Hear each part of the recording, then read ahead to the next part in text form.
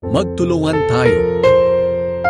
Mga kapatid, kung may magkasalaman sa inyo, kayong mga ginagabayan ng banal na Espiritu ang dapat tumulong sa Kanya para magbalik loob sa Panginoon. Ngunit gawin niyo ito ng buong hinahon at mag-ingat kayo dahil baka kayo naman ang matukso.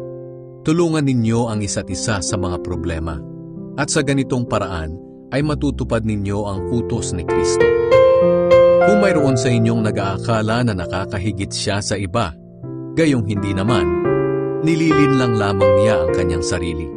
Dapat suriin ng bawat isa ang ginagawa niya. At kung mabuti ang ginagawa niya, magalak siya.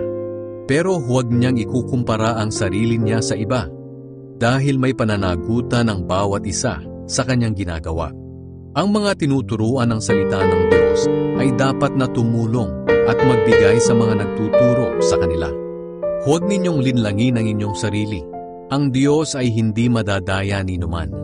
Kung ano ang itinanim ng tao, iyon din ang kanyang aanihin.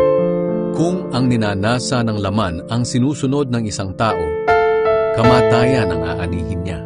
Pero kung ang banal na Espiritu ang sinusunod ng isang tao, matatanggap niya mula sa Espiritu ang buhay na walang hanggan. Kaya huwag tayong magsasawa sa paggawa ng mabuti. Dahil sa tamang panahon, matatanggap natin ang ating gantimpala kung hindi tayo susuko. Kaya nga sa tuwing may pagkakataon, gumawa tayo ng kabutihan sa lahat ng tao, lalo na sa mga kapatid natin sa pananampalataya.